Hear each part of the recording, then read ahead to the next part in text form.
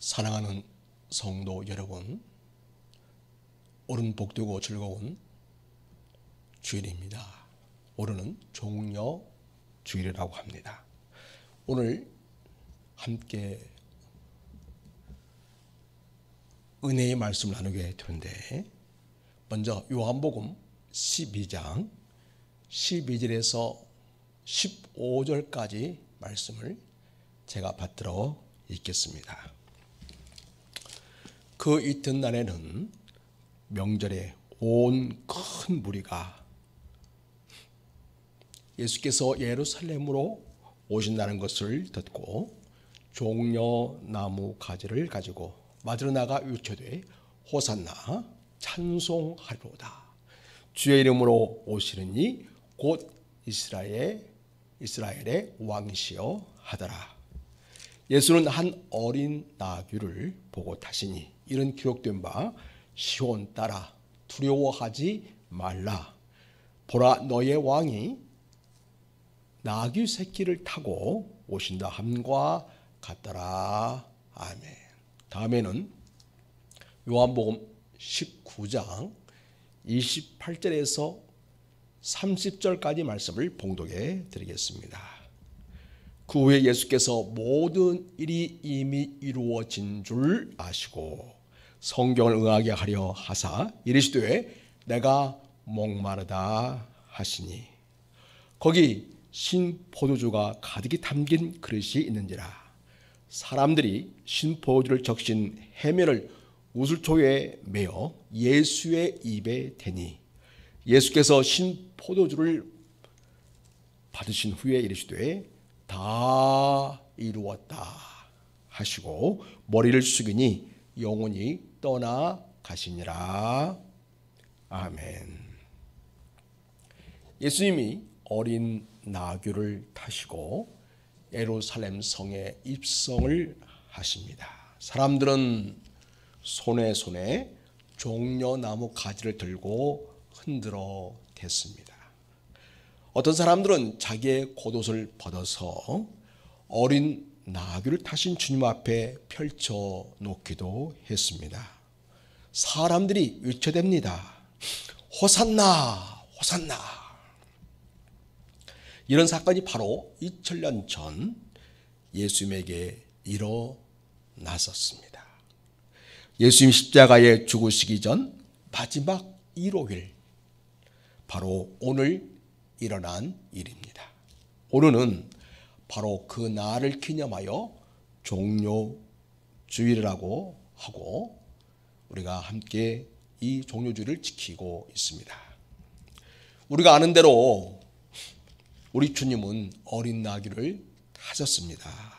보통은 전쟁에서 승리한 개선 장군이나 왕이 큰 나귀를 타거나 또 큰 백마를 타기도 하는데 예수님은 어린 나귀를 타셨습니다. 그 어린 나귀를 타신 것은 일부러 어린 나귀를 선택하여 타신 것입니다. 거기는 주님께서 의도하신 바가 있다고 보겠습니다. 또 예수님이 나귀를 타고 예루살렘에 입성하시는 것은 예수님 당신이 우리를 구원할 왕으로서의 모습을 보여주는 것이었습니다. 그런데 어린 나귀를 타신 것은 겸손한 왕, 평화의 왕이심을 보여주시는 것입니다. 정복자로서의 모습이 아니고 또 약탈자나 강탈하는 세상의 장군이나 왕과는 전혀 다른 모습입니다. 우리 예수님은 어린 나귀를 타심으로써 당신은 겸손의 왕, 섬김의 왕, 그리고 평화의 왕이심을 세상에 선포하시는 것입니다. 예수님이 어린 나귀를 타시고 예루살렘으로 들어오자 사람들은 외쳤습니다. 요한복음 12장 13절을 봅니다. 종려나무 가지를 가지고 맞으러 나가 외치되 호산나 찬송하리로다. 주의 이름으로 오시는 이 곧 이스라엘의 왕이시여 하더라. 이 호산나는 무슨 뜻이냐면 구원하소서라는 뜻이 되겠습니다. 또 주의 이름으로 오시는 이 이스라엘의 왕이시여, 이 말은 하나님 우리를 구원하시려고 세상에 보내신 메시아를 일컫는 말이 되겠습니다. 예수님은 마침내 기다렸던 때, 그러니까 십자가에서 죽으실 때가 왔음을 아셨습니다. 그리고 이제는 당신의 정체에 대해서 하나님이 보내신 구원자라는 사실을 나귀를 타시고 예루살렘에 들어가시는 모습을 보여줌으로써 공적으로 보여주시고 있습니다. 스가랴 선지자는 일찍이 이러한 모습에 대해서 예언한 바가 있습니다. 스가랴 9장 9절에서 예언하였는데 오늘 실제로 그 예언이 이루어지는 날이 되는 것입니다. 스가랴 선지자는 시온 따라, 스가랴 9장 9절에서 시온 따라 두려워하지 말라. 보라, 너희의 왕이 새끼를 타고 오신다고 하셨습니다. 네, 그렇습니다. 스가랴 9장 9절은 이렇게 또 표현되어 있습니다. 시온에 따라 크게 기뻐할지어다. 예루살렘에 따라 즐거이 부를지어다. 보라, 네 왕이 너에게 임하시나니 그는 공의로우시며 구원을 베푸시며 겸손하여서 나귀를 타시나니 나귀의 작은 것 곧 나귀 새끼니라. 그래서 스가랴 선지자가 예언한 대로 우리 예수님은 당신이 하나님이 보내신 구원자로서 왕으로서 겸손한 왕이심을 보여주는 나귀 새끼를 타고 입성하는 것을 보게 됩니다. 이어서 스가랴는 9장 16절에서 이렇게 예언을 합니다. 이날에 그들의 하나님 여호와께서 그들을 자기의 백성의 양떼같이 구원하시리니 그들이 왕관의 보석같이 여호와의 땅에 빛나리로다고 하면서 하나님이 자기 백성의 구원을 나귀 새끼를 타고 오는 왕에 의해 이루어질 것을 예고하였던 것입니다. 그 나귀 새끼를 타고 오신 왕이 바로 예수님이십니다. 예수님 일부러 나귀 새끼를 타심으로써 당신이 일찍이 하나님께서 구약에 스가랴 선지자를 통하여 예언되어진 바로 그 구원의 왕이심을 드러내신 것입니다. 그런데 여러분, 왕으로 구원자로 오신 우리 예수님은 당시에 이스라엘을 지배하던 로마 제국을 무찌르거나 예루살렘을 통치했던 빌라도 총독을 없애거나 또한 당시에 부패한 종교 지도자들을 죽이거나 하는 방식으로 이스라엘을 구원하시는 것이 아니었습니다. 오히려 예수님은 당신 자신을 우리를 위해 내어 주심으로써, 그래서 인류의 죄값을 대신 치르시는 죽음으로써 우리를 구원하시는 것이었습니다. 그분은 겸손의 왕, 성김의 왕, 희생의 왕이시기 때문입니다. 요한복음 10장에서 예수님은 이렇게 말씀하셨습니다. 15절에 아버지께서 나를 아시고 내가 아버지를 아는 것 같으니 나는 양을 위하여 목숨을 버리노라. 양을 위하여 목숨을 버리노라. 이렇게 말씀하십니다. 예수님은 양들인 우리를 위해 기꺼이 목숨을 버리기로 그렇게 결심하신 것입니다. 또 요한복음 10장 17절은 내가 내 목숨을 버리는 것은 그것을 내가 다시 얻기 위함이니 이로 말미암아 아버지께서 나를 사랑하시느니라. 18절 이를 내게서 빼앗는 자가 있는 것이 아니라 내가 스스로 버리노라. 나는 버릴 권세도 있고 다시 얻을 권세도 있으니 이 계명은 내 아버지에게서 받았노라 하시니라. 당시의 권세자들인 대제사장이나 혹은 세상의 권세자인 이 빌라도에 의해서 예수님이 목숨을 빼앗기는 것이 아니라는 것입니다. 세상에서의 바라보는 모습은 대제사장이나 혹은 빌라도에 의해서 당신이 목숨을 빼앗기는 것처럼 보여질지라도 그건 하나의 보여지는 형식이고 실제로는 예수님이 우리를 위하여 자기 목숨을 내어주신 일이라고, 그래서 예수님이 자원하여 당신 목숨을 우리를 위하여 기꺼이 내어주신 일이라고 주님은 말씀하시고 있습니다. 그렇습니다. 예수님은 당신이 가지신 권세가 약하여서 죽음을 당하는 것이 아닙니다. 우리를 위해 자신의 목숨을 스스로 버리시는 선택을 하신 것입니다. 예수님이 십자가에서 죽으시기까지 마지막 한 주간의 여정은 긴박하게 흘러갑니다. 인류의 죄를 구속하기 위해서 이 땅에 오신 예수 그리스도의 지상의 마지막 한 주간은 하나님의 뜻을 완성하기 위한 순환의 한 주간이었습니다. 그래서 그 한 주간을 우리가 고난주간이다 이렇게 부릅니다. 우리는 예수님이 십자가에서 죽으시기까지 그 여정을 묵상하면서 마지막 한 주간을 보내시길 바랍니다. 이제 주님의 마지막 한 주간의 하루하루를 살펴보겠습니다. 먼저 일요일, 그러니까 주일입니다.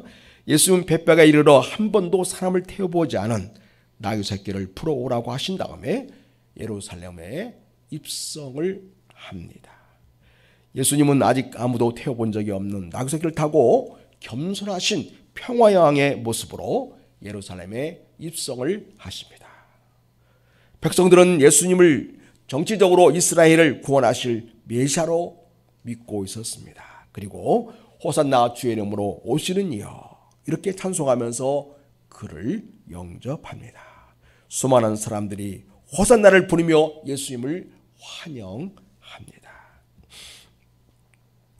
또 그 사건이 있은 다음에 예수님은 제 아들에게 당신이 죽음으로 이 호산나의 역사, 구원의 역사를 이루실 것을 예언합니다. 그리고 예수님은 다시 성전을 찾아갑니다.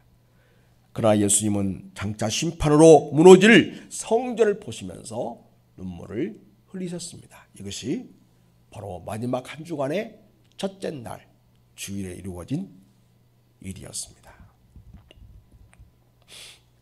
예루살렘에 입성하신 후에 자세한 기록은 없습니다. 다만 다시 동쪽으로 약 3km 정도 떨어진 베다니로 가셔서 밤을 보냅니다. 베다니는 우리가 아다시피 죽었다가 살아난 나사로와 그 여동생들이 있는 마리아와 마르다가 있는 곳이 되겠습니다. 아마도 주님께서는 이 나사로의 집에서 하룻밤을 묵었을 것으로 추정이 됩니다. 그 다음 날 월요일입니다. 다음 날 아침 주님은 제자들과 함께 다시 예루살렘으로 들어오십니다. 배가 고프셨던지 주님은 길 가다가 길가에 있던 모과나무를 보시고 무엇을 얻을까 싶어서 걸어가시지만 거기에서 아무것도 얻지를 못하십니다. 그래서 열매 없는 이 모과나무를 저주하십니다.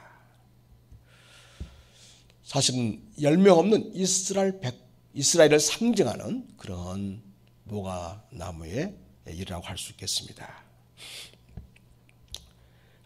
나중에 모과나무가 말라서 죽게 됩니다. 제 아들이 그 모습을 보고 이상히 여겨서 어떻게 모과나무가 말랐습니까? 라고 묻습니다. 주님은 뜻밖에도 기도에 관한 교류로 이 모과나무의 예를 들으시면서 믿고 구하는 것은 다 받으리라 이렇게 약속을 하십니다. 그리고 성전으로 들어가셔서 성전에서 돈을 바꾸는 사람들을 쫓아내십니다. 일명 성전 철결 사건을 일으키신 것입니다. 그리고 성전에서 이제 사람들 가르치게 되는데 그때의 제장들과 서기관들, 백성의 두목들은 예수님을 죽이려고 모의하기 시작합니다. 그 다음 날 화요일입니다. 화요일은 많은 논쟁이 있었던 날입니다. 화요일은 크게 세 개의 사건으로 나눌 수 있겠습니다. 먼저는 무화과나무에 관련된 교훈이 주어집니다. 두 번째 사건은 성전에서의 가르침과 논쟁이 있겠습니다. 마지막 세 번째는 종말에 대한 강론으로 이어집니다. 성전에서의 논쟁이 있어서 대성들과 장로들은 예수님께 네가 무슨 권위로 이런 일을 성전에서 벌이고 있는가 이렇게 예수님의 권위에 대해서 의심을 하고 예수님을 적대시합니다. 예수님은 계속해서 거기에 있는 자들을 말씀으로 가르치는 것을 보게 됩니다. 포도원 농부 비유를 통해서 가르치시고 혼인 잔치 비유를 통해서 가르치십니다. 또 가이사에게 세금을 바치는 문제에 대해서 언급을 하십니다. 그리고 부활 논쟁에서 부활은 반드시 있다. 그러나 이 세상 사람들처럼 천국에서는 장가하고 십가는 것이 아니다라고 알려주시죠. 아울러서 바리새인들의 유선을 지적하시고 본받지 말라고 말씀해 주십니다. 그리고 회개치 않는 예루살렘에 대해서 한탄하십니다. 또한 예수님은 종말에 대해서 계속 말씀을 하시는니다. 성전에서 백성들을 가르치시며 서기관과 대제사장 그리고 바리새인들의 간교한 질문에 대해서 답변하시면서 성전의 파괴와 대환란 그리고 종말의 징조들 그리고 제 아들이 박해받을 일과 예수님의 재림에 대해서 예언하시면서 항상 기도하고 깨어 있어야 한다 이렇게 당부를 하십니다. 그 다음 날 수요일입니다. 수요일은 주님께서 침묵하는 그런 날이었다 이렇게 볼 수 있겠습니다. 그런데 수요일에도 주님께서는 열심히 또한 사역을 하셨는데요. 하나는 성전에서 가르치신 사건이 이어지는 것을 보게 됩니다. 그리고 저녁에는 감난산에서 쉬었습니다. 그리고 대제사장을 비롯한 사내들인 공의원들은 예수님을 죽일 음모를 꾸미는 날이 되기도 했습니다. 한편 가룟 유다는 유대인에게 이 예수님을 팔 생각을 갖고 그리고 결심을 합니다. 그 다음은 목요일입니다. 목요일은 예수님의 마지막 생애에서 가장 긴박하게 움직이는 그런 날이었습니다.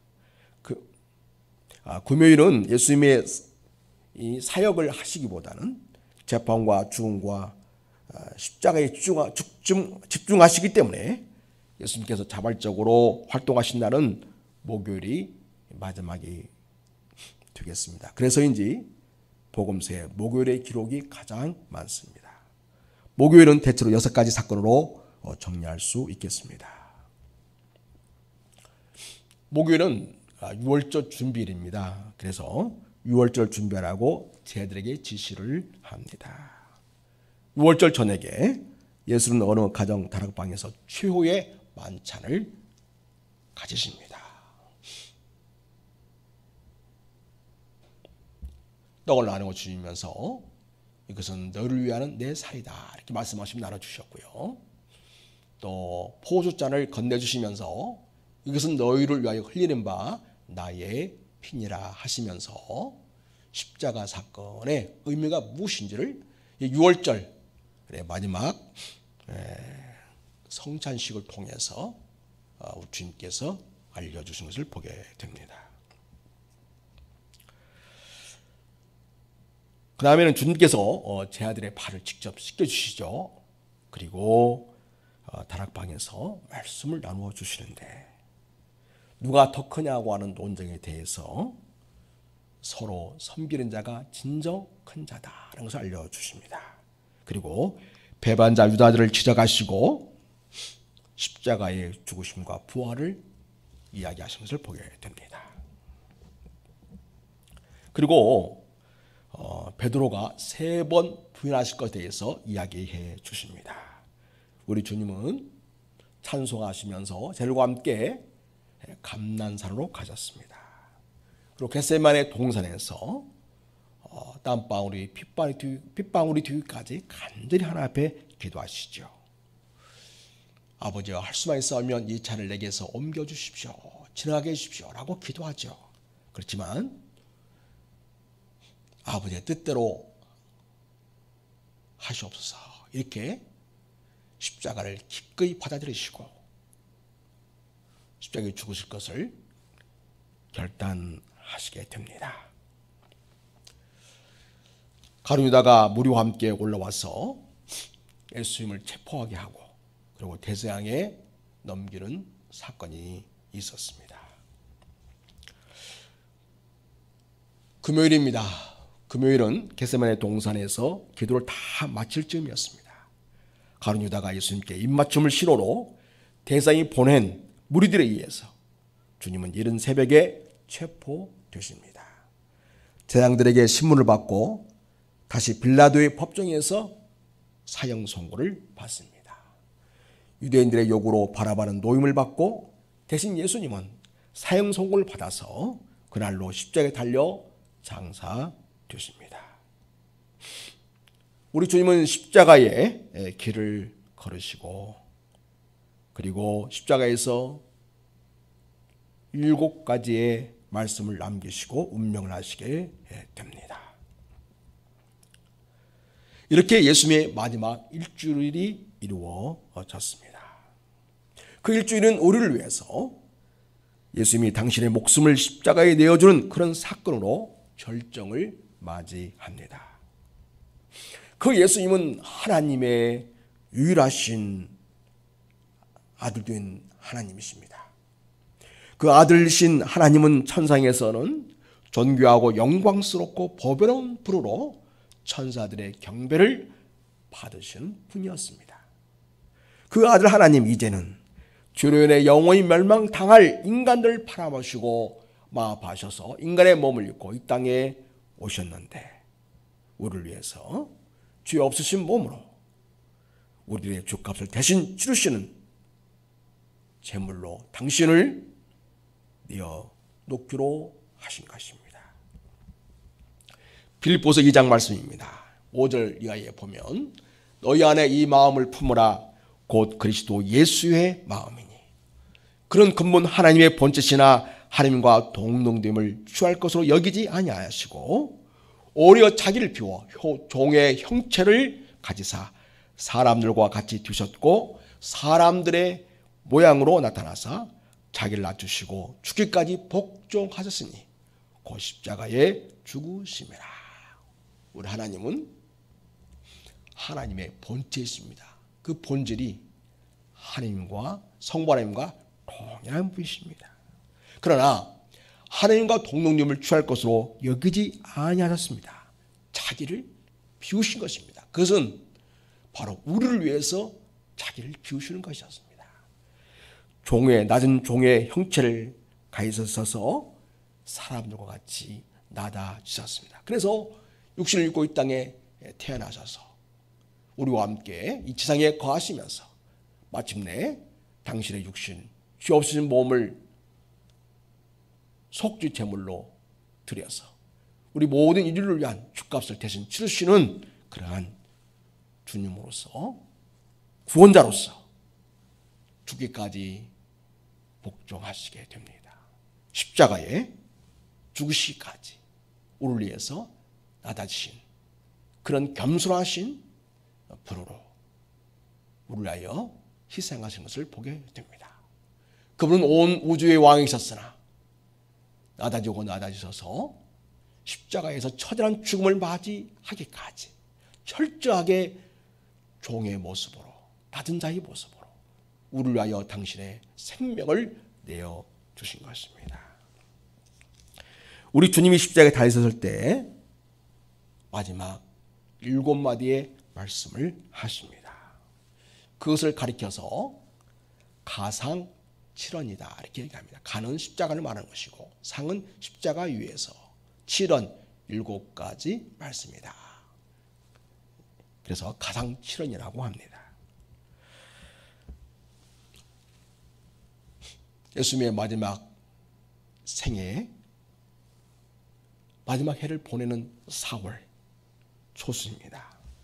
금요일인데 일기가 화창했던 봄날에 예루살렘 성 밖으로 세 사람의 십자가의 죽음 행렬이 엄숙히 진행되고 있었습니다.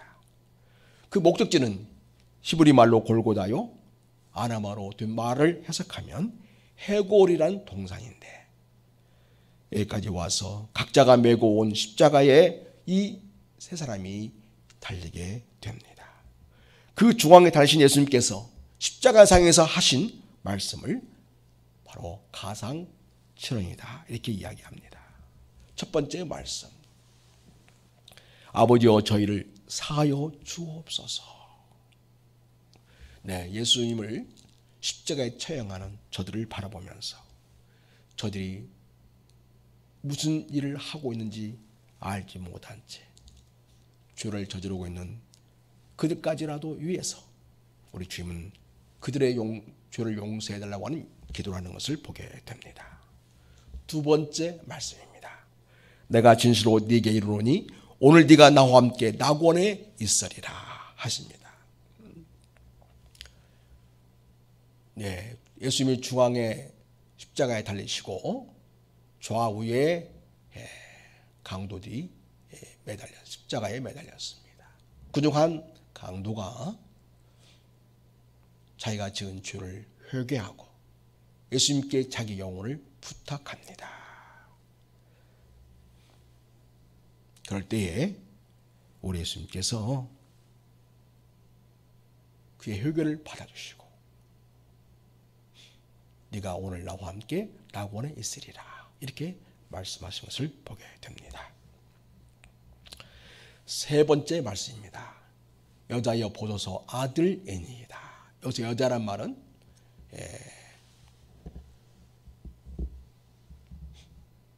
높인 말입니다. 어미를 높여서 존귀하게 그렇게 부르는 말이 되겠습니다. 그래서 어머니 보십시오. 그리고 눈길을 제자 요한에게 보냅니다. 아들입니다. 앞으로 이 제자 요한이 어머니를 모시게 될 것입니다. 그런 뜻이 되겠습니다. 어머니의 안위를 위해서 제자 요한에게 부탁하는 장면을 볼 수 있겠습니다. 네 번째 말씀입니다. 엘리 엘리 나마 사박다니. 나의 하나님 어찌하여 나를 버리셨나이까. 이것은 말할 수 없는 고뇌에서 비롯된 절규였습니다. 이런 절규를 통해서 우리는 주님도 우리와 같은 육신의 몸을 입고 있는 분이셨다는 것을 우리는 다시 한번 확인할 수 있습니다. 하나님 앞에 버림받기까지 그런 고통을 감수하면서 우리 주님은 우리를 위해 십자가의 고통을 기꺼이 감당하신 것입니다. 이때부터 주님은 세상에 대하여는 더 할 말씀이 없고 성경에 응하기 위한 말씀을 하실 분이었습니다.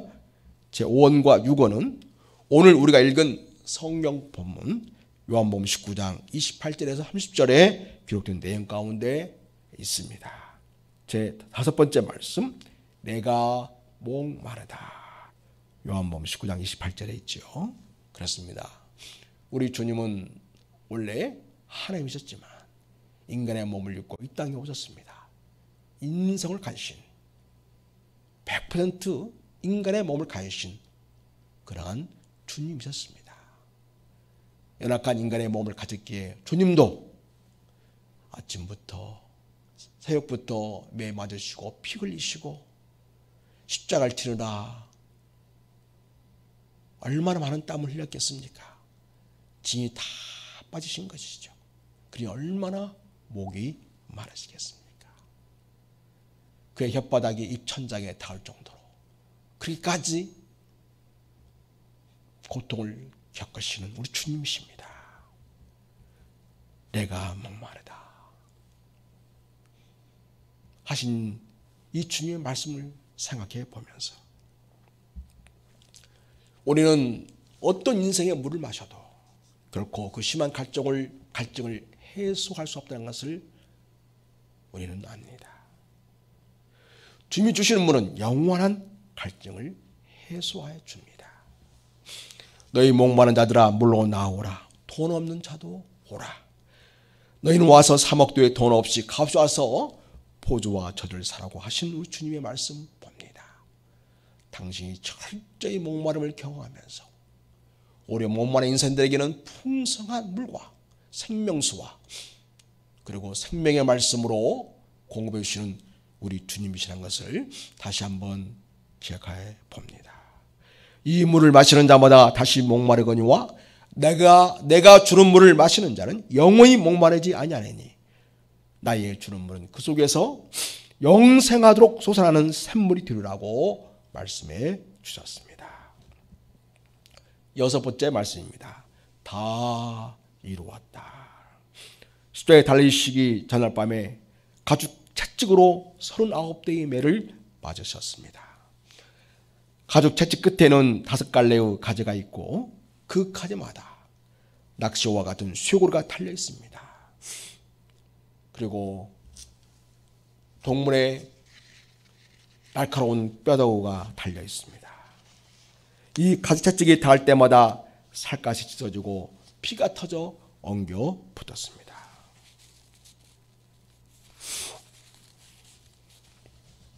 가시관을 쓰신 머리와 대못에 박힌 양손과 양발에서도 피가 흘러내리고 있었습니다. 주님은 무지한 군병의 창에 옆구리를 찔리셔서 물과 피를 다 쏟으셨습니다. 주님의 옷은 군병들이 재뽑아서 나누어 가졌고 벗겨온 채로 주님은 십자가에 높이 매달려 계셨습니다. 이분이 바로 우리의 이 땅에 오신 육신을 입으신 하나님의 아들이십니다. 이분이 바로 우리의 죄를 담당하시고 우리의 죄를 용서하시기 위해서 죄도 없으시면서 가장 죄를 많이 지은 자죠. 우리의 죄를 대신 다 짊어지시고 십자가에 높이 달리신 것입니다.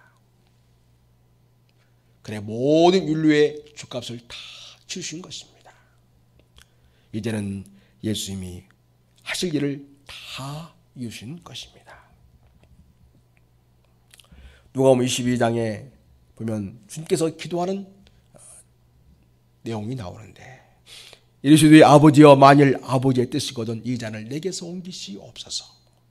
그러나 내 원대로 마옵시고 아버지의 원대로 되기를 원하나이다 하시니 이렇게 성경은 기록하고 있는데 바로 그 주님께서 겟세마네 동산에서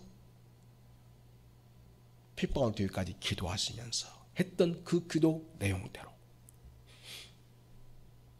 모든 것을 다 이루었음을 말씀하시고 있습니다. 예수님의 대역적인 죽음을 통해서 인류를 구원한 길을 완성하는 것이 하나님 아버지의 뜻이었습니다. 예수님은 일평생 하나님 아버지의 뜻을 받들어 사셨습니다. 이제 예수님은 운명의 직전에도 당신이 하나님께서 원하시는 그 십자가에 기꺼이 당신의 목숨을 내어 놓음으로써 아버지의 뜻대로 구속사역이 다 이루어졌음을 알고 다 이루었다 이렇게 말씀하신 것입니다. 구원사역이 이루어졌음을 선언하고 있습니다. 그리고 7번째 말씀 내 영혼을 아버지의 손에 부탁하나이다. 우리 예수님은 육체로부터 분리되는 찰나에 있는 그의 영혼을 아버지의 손에 부탁하시고 운명을 하셨습니다. 온 생을 창조하신 아들이신 하나님 그분이 사람이 되어 우리를 죄에서 구원하여 하나님의 자녀가 되는 권세를 주시려고 예수님은 당신의 온몸을 던져 구원 사역을 이루셨습니다. 예수님의 십자가의 죽으심으로 인류를 위한 구원의 길이 활짝 열리게 되었습니다. 요한복음 3장입니다. 14절부터 말씀을 봉독해 드립니다. 모세가 광야에서 뱀을 든 것 같이 인자도 들려야 하리니 이는 그를 믿는 자마다 영생을 얻게 하려 하심이니라. 하나님이 생을 이처럼 사랑하사 독생자를 주셨으니 이는 그를 믿는 자마다 멸망하지 않고 영생을 얻게 하려 하심이라. 하나님이 그 아들 세상에 보내신 것은 세상을 심판하려 하심이 아니요 그로 말미암아 세상이 구원을 받게 하려 하심이라. 아멘. 그렇습니다. 주님께서 십자가에서 우리의 모든 죄값을 대신 짊어지시고 죽어주심으로써 우리가 구원을 받게 되는 길을 열어 놓으신 것입니다. 사랑하는 여러분, 아담이 범죄한 이유로 이 땅의 모든 인간은 사망에 이르게 되었습니다. 노아서 3장 23절은 말합니다. 모든 사람이 죄를 범하였음에 하나님의 영광에 이르지 못한다고 하십니다. 그렇습니다. 우리가 주인에게 하나 앞에 감히 설 수도 없고 나아갈 수도 없었던 것입니다. 그런데 예수님이 우리를 위하여 하나님께 나아가는 길, 구원하실 길을 열어놓으셨습니다. 노아서 5장을 보면 8절과 9절에 이렇게 말씀하십니다. 우리가 아직 죄인 되었을 때에 그리스도께서 우리를 위하여 십자가에 우리를 위하여 죽으심으로써 하나님께서 우리에 대한 자기의 사랑을 확증하셨느니라. 그러면 이제 우리가 그의 피로 말미암아 의롭다 하심을 얻었으니 더욱 그로 말미암아 진노하심에서 구원을 받을 것이니 곧 우리가 원수 되었을 때에 그의 아들의 죽으심으로 말미암아 하나님과 화목하게 되었은즉 화목에 된 자로서는 더욱 그의 살아나심으로 말미암아 구원을 받을 것이니라. 원수 되었던 우리들, 하나님과 원수 되었던 우리들을 하나님과 화목하게 하신 분이 바로 예수님이십니다. 그분만이 우리를 하나님께로 인도하는 유일한 길이시고 그분의 십자가만이 우리의 모든 죄가 해결되어지고 하나님께 나아갈 수 있는 의로운 자가 될 수 있는 그런 길이 되기 때문이었습니다. 이제 이 세상에 사는 모든 인간들은 예수님을 믿을 때에 그리스도 안에서 그리스도의 속량을 말미암아 의로 값없이 의롭다 하심을 얻게 되었다고 이야기합니다. 우리 예수님은 당신의 생명을 기꺼이 십자가에 내어 주셨고 우리를 구원하신 사랑의 주님이십니다. 그러니 우리를 구원하신 예수님의 사랑을 믿고 우리는 늘 감사해야 되고 평생을 그 은혜를 기리면서 마음을 새기면서 살아야 하겠습니다. 또한 그 아들이 십자가에 죽으시기까지 그 아들을 십자가에 내어주신 하나님의 사랑을 우리는 기억해야 하겠습니다. 우리를 구원하시는 하나님의 사랑을 우리는 늘 감사하며 살아야 하겠습니다. 바울은 이렇게 고백합니다. 로마서 8장입니다. 자기 아들을 아끼지 아니하시고 8장 32절 자기 아들을 아끼지 아니하시고 우리 모든 사람을 위하여 내주시니가 어찌 그 아들과 함께 모든 것을 우리에게 주시지 아니하겠느냐. 누가 능히 하나님께서 택하신 자들을 고발하리요 의롭다 하신 이는 하나님이시니 누가 정죄하리요 죽으실 뿐 아니라 다시 살아나신 이는 그리스도 예수시니 그는 하나님 우편에 계신 자요 우리를 하여 간구하시는 자시니라. 누가 우리를 그리스도의 사랑에서 끊으리요 환난이나 곤고나 박해나 기근이나 적신이나 위험이나 가리랴 기록된 바 우리가 종일 주를 위하여 죽임을 당하게 되며 도살을 당할 양같이 여김을 받아야 함과 같으니라. 그러나 이 모든 일에 우리를 사랑하시는 이로 말미암아 우리가 넉넉히 이기느니라. 내가 확신하노니 사망이나 생명이나 천사들이나 권세자들이나 현재일이나 장래일이나 능력이나 높음이나 깊음이나 다른 어떤 피조물이라도 우리 주 그리스도 예수 안에 있는 하나님의 사랑에서 끊을 수 없으리라. 그렇습니다. 아들을 십자가에 대어 주기까지 사랑하신 우리를 사랑하신 하나님의 그 사랑에서 우리를 끊을 것은 아무것도 없습니다. 아무도 하나님의 사랑을 끊을 자 없습니다. 그렇기 때문에 사랑하는 여러분, 우리는 우리를 사랑하시는 이로 말미암아 우리가 넉넉히 이긴다는 그 사실을 꼭 기억하시기 바랍니다. 그렇습니다. 우리는 그 크신 예수님의 사랑, 하나님의 사랑을 늘 마음속에 새기고 그 은혜를 되새기고 감격하며 나를 구원해주신 그 구원의 감격에 젖어 매일매일 살아야 하겠습니다. 찬송가 304장의 찬송과 같이 그 크신 하나님의 사랑 말로 다 형용 못하네. 저 높고 높은 별을 넘어 이 낮고 낮은 땅 위에 죄의 범한 영혼 구하려 그 아들 보내사 화목제로 삼으시고 죄 용서하셨네. 하나님의 크신 사랑은 측량다 못하네. 영원히 변치 않는 사랑 성도여 찬양하세. 아멘. 우리 주 하나님이 주신 십자가 사랑, 이 사랑을 우리 심장에 새기며 일평생을 주님을 사랑하고 감사하며 살아가는 주님의 자녀들이 되시기를 예수님의 이름으로 축원합니다. 기도하겠습니다. 하나님 아버지 감사합니다.